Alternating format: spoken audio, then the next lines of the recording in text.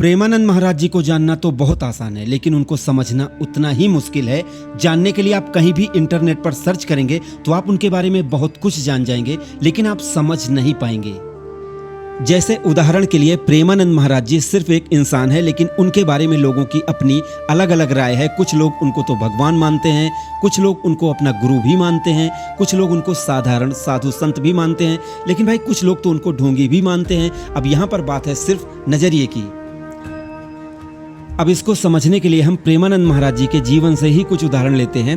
उन्होंने अपने लगभग 10 से 12 साल बनारस में बिताए, जिसमें वो शमशान घाट में भी रहे, जहां पर लोग जाना भी पसंद नहीं करते हैं, वहां पर वो रहे। और उन्होंने लगभग 10 से 12 साल भगवान शिव की कठिन पूजा की, जो कोई नहीं कर सकता। उग्र पूजा उन्होंने की, लेकिन उसके बाद सिर्फ एक किताब पढ़ लेने की वजह से उनका नज़रिया बदल गया और वो राधा रानी के प्रेम रस में डूब गए। तो ये होता है नज़रिया। जब आपका नज़रिया बदल जाता है तो आपको सब कुछ समझ आने लगता है।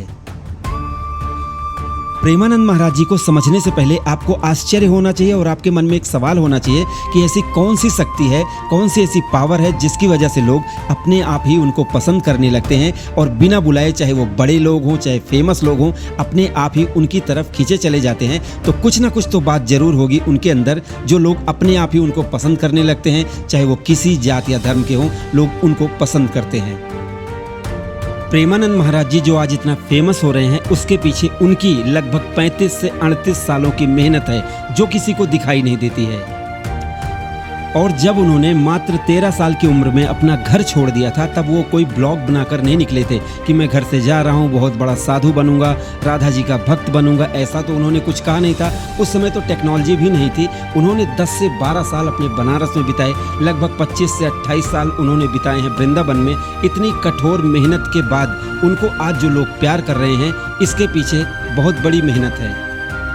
आज जहां लोग 1 मिनट की रील भी नहीं देख पाते हैं, उससे भी ऊब जाते हैं, वहां पर महाराज जी ने लगभग 35 से 38 साल घोर तपस्या की है और उसी का फल, उसी परिश्रम का फल उनको आज मिल रहा है कि राधा रानी की कृपा से आज लोग उनको प्यार कर रहे हैं।